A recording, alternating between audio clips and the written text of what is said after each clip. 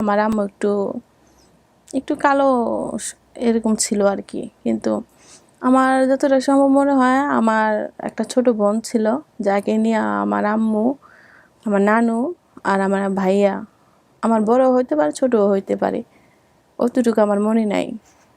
বাড়ি ঘরের কথা কিছু মনে আছে? বাড়িটা কেমন ছিল দেখতে? এখানে তো লিখেছেন। হ্যাঁ হ্যাঁ, বাড়ির কথা মনে আছে। আমাদের বাড়িটা ছিল পশ্চিম দরজা ছিল, আর আমাদের বাড়ির বাম সাইডে কয়টা বড় বড় গাছের বাগান ছিল। আপনার নাম কি? আমার নাম শম্পা। শম্পাটা কি বাবা মায়ের দেয়া নাম? হ্যাঁ। আচ্ছা, শম্পার বয়স কত হতে পারে আনুমানিক? 23 বছর। 23 বছর। 23-25। 23 থেকে 25। ঠিক আছে। ওরে বাবা, আপনার তো নাম মনে আছে, গ্রামের নাম। গ্রামের নাম কি? হামিদপুর? না, আমি শুধু বলতে পারতাম আপনার এলো ময়মনসিংহ বলতে পারতাম। ময়মনসিংহ হামিদপুর বলছি। ময়মনসিংহ হামিদপুর বলছেন? চেষ্টা করেন নাই কখনো যায়? না না। বলেন তো, গল্পটা শুনি একটু, কি হয়েছে একবারে ছোটবেলা থেকে। উনি লিখে নিয়ে আসছেন, যদি ভালো করে বলতে না পারেন আমি পড়ে শোনাবো। হ্যাঁ। ছোটবেলা আমি, আমার আম্মু, নানু, আমার ভাই বোন মিলা আপনার ট্রেনে করে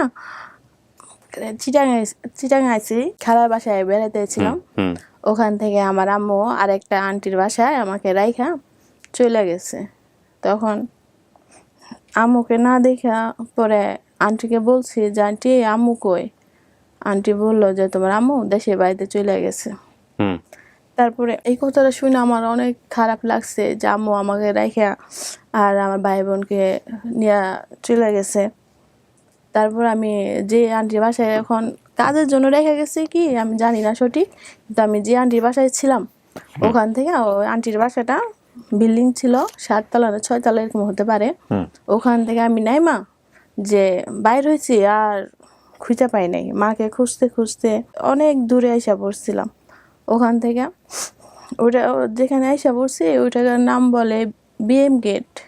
ওখানে বসে আসছিলাম যে আম্মু যে তো রেলে করে আইছে, রেলে গেলে আমার আম্মুরে খুঁজা পামু।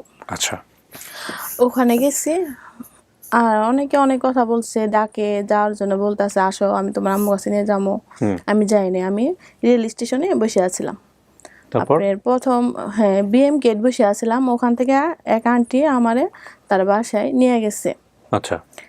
নিয়ে যায় বললো যে তুমি কোত্থেকে আইছো? আমি বললাম যে আমি তো অনেক দূর থেকে আইছি, খালা বাড়িতে আইছিলাম, আম্মা তো ওই বাসার থেকে আমাকে রেখা চলে গেছে। পরে ওই আন্টি বললো তাহলে আমার কাছেই থাকবা, আমার কাছেই থাকবা, আমার একটা মেয়ে আছে, তুমিও আমার আরেকটা মেয়ে। ওই রেল স্টেশনেই পরিচয়? হ্যাঁ, ওখানেই পরিচয়। ওখান থেকে তার বাসায় আমাকে নিয়ে যায়, নিজের মেয়ের মতো মানুষ করে। তারপর ওখানে আপনার যদি কান্না আসে আপনি কাঁদতে পারবেন, কোনো সমস্যা নাই। খারাপ লাগলেও আপনি বলতে পারবেন, কোনো সমস্যা নাই। মন খুলে কথা বলেন, আমি আপনার ভাইয়ের মতো। হ্যাঁ, ভয়ের কিচ্ছু নাই। ওখান থেকে সেই যে আমাকে পাইছে সে ওখান থেকে আমাকে টাঙ্গাইল নিয়ে আসা পড়ে। ওখান থেকে টাঙ্গাইল নিয়ে আসে ওই মহিলা? হ্যাঁ, মহিলা টাঙ্গাইল নিয়ে আসা পড়ে, তার হাজবেন্ডের সাথে ঝগড়া করে সে টাঙ্গাইল আসা পড়ে। তারপর থেকে আমি তার সাথে টাঙ্গাইলে থাকি। ওখান থেকে আমাকে বিয়ে দেয়। ওখান থেকে আমি ওখানেই থাকি এখন। ওর পরে আর কখনো চট্টগ্রামে যাওয়া হয় নাই? না না, ওর পরে আমাকে আর কখনো চট্টগ্রামে তারা নিয়েও যায় না, আর কখনো খুঁজেও দেয় নাই। আমি যদি কখনো যাইতে চাইছি আমাকে বলছে যে তুমি হারায় যাবা, তুমি যদি হারায় যাও মানুষে তোমার কিডনি নিয়ে যাবো গা, চোখ নিয়ে যাবো গা, তুমি যাও না, তুমি খুঁজে পাবা না, তাদেরকে কোথাও খুঁজে পাবা না, তারা তোমারে রেখে চলে গেছে। বিয়ে হওয়ার পরে আপনার হাজবেন্ডকে কখনো বলছেন যে তুমি আমাকে একটু খুঁজে দাও এই আমার হামিদপুর? হাজবেন্ডকে বলছি, আমার হাজবেন্ড খুঁজছে, সেরকম ভাবে অতটা গুরুত্ব দেয়নি, খোঁজা হয়নি। হচ্ছে আপনার বাবা মার কারো চেহারা মনে আছে আপনার? না, আমার কেউ চেহারা মনে নাই। তো আমার এটা মনে হয় যে আমার আব্বু একটু শ্যামলা ছিল, আমার আম্মু একটু একটু কালো এরকম ছিল আর কি। কিন্তু আমার যতটা সম্ভব মনে হয় আমার একটা ছোট বোন ছিল, যাকে নিয়ে আমার আম্মু, আমার নানু আর আমার ভাইয়া, আমার বড় হইতে পারে ছোটও হইতে পারে, অতটুকু আমার মনে নাই। বাড়ি ঘরের কথা কিছু মনে আছে? বাড়িটা কেমন ছিল দেখতে? এখানে তো লিখেছেন। হ্যাঁ হ্যাঁ, বাড়ির কথা মনে আছে। আমাদের বাড়িটা ছিল পশ্চিম দরজা ছিল, আর আমাদের বাড়ির বাম সাইডে কয়টা বড় বড় গাছের বাগান ছিল। তার একটু আগে গেলে একটা অনেক বড় একটা আপনার এলো জাম গাছ ছিল, তার একটু সামনে একটা পুকুর ছিল, ওই পুকুরে মনে হয় গোসল দিয়েছি। তো আমার এটাই মনে আছে যে ওখানে একটা পুকুর ছিল, পুকুরের একটু টানে একটা জাম গাছ ছিল। আর আমাদের বাড়ির সামনে একটা বিশাল বড় একটা বাড়ি ছিল, সেটা আমার মামা হয় কিনা তাও আমি জানি না। তার 2টা ছেলে ছিল।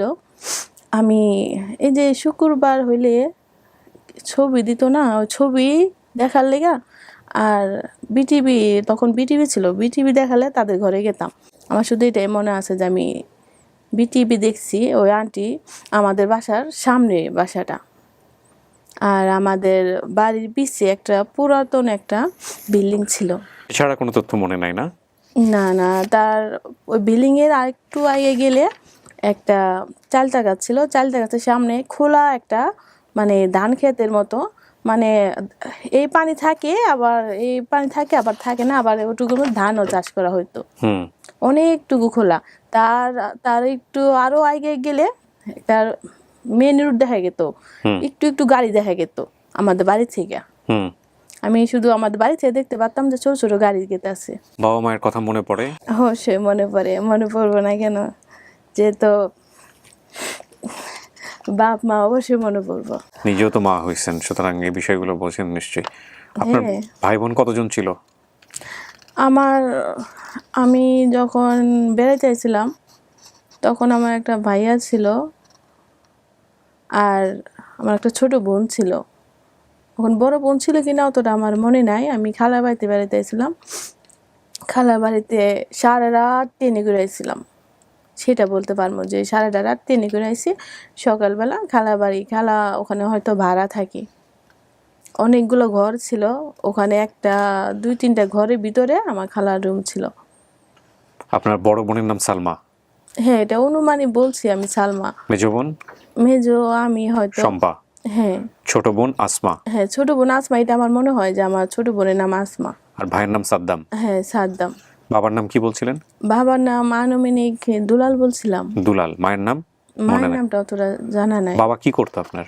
আমার বাবাকে আমি কোন কাজ করতে দেখতাম না। ওনার মূলত খালার বাড়িতে চট্টগ্রামে বেড়াতে গিয়ে এই ঘটনা ঘটেছে। হ্যাঁ হ্যাঁ, আমার খালার নাম কি মনে আছে? না না, খালার নামটা মনে নেই। ধরেন আমি 2-3 দিন ধরে গেছি খালার বাড়িতে, ওখান থেকে আর কি এই কাজটা হয়েছে। প্রিয় দর্শক এবং শ্রোতা, শেষ বেলায় এসে একটা কথা বলতে চাই যে এই ধরনের ছেলে মেয়ে যারা, এদেরকে কখনো তাদের পরিবার পরিচয় নিয়ে কখনো বকাঝকা করবেন না। এই জায়গাটায় ওনারা মারাত্মকভাবে খুব দুর্বল থাকে, হ্যাঁ। এবং জীবনের সমস্ত কিছু দিয়ে পরিপূর্ণ হলেও, স্বামী সংসার সন্তান সমস্ত কিছু দিয়ে পরিপূর্ণ হলেও, বাবা মা পৃথিবীতে থাকা, যে অবস্থায় থাকুক না কেন, বৃদ্ধ থাকুক বা যে অবস্থায় থাকুক না কেন, এটা হচ্ছে কত বড় সাপোর্ট, এটা হচ্ছে কত বড় আস্থার জায়গা। ওই জিনিসটা যদি না থাকে তাহলে এটা কিন্তু খুব দুঃখের এবং খুব কষ্টের। সুতরাং ওই দুঃখ এবং কষ্টের জায়গাটা নিয়ে আমরা যাতে কেউ আঘাত না করি, বারবার আঘাত না করি, এই হলো বিষয়। So thank you so much. আমরা চেষ্টা করব। উনি মোটামুটি যা লিখে নিয়ে এসছেন তা খুব সুন্দর করে বলেছেন। ওনার যদি ময়মনসিংহের হামিদপুর নামে যদি কোনো গ্রাম থেকে থাকে, আপনারা দয়া করে চেষ্টা করবেন। ওনার আসলে বাবা মার কারো কথাই মনে নাই, কিন্তু তারপরেও অনেক সময় সামনে চলে আসলে হয়তো বা মনে পড়ে যাবে। আমরা চেষ্টা করব, চেষ্টার কোনো কমতি করবো না। তাওয়াক্কাল তু আল্লাহ। একটা ভালো সংবাদের প্রত্যাশায় আজকের মতো এখানে শেষ করতে চাই। কিছু বাদ দিয়েছেন না বলেছেন সব? না, আমার যেগুলো মনে ছিল সব বলছেন। হ্যাঁ বলছি। ইনশাআল্লাহ ভালো কিছু হবে এই প্রত্যাশায় শেষ করছি। আসসালামু আলাইকুম।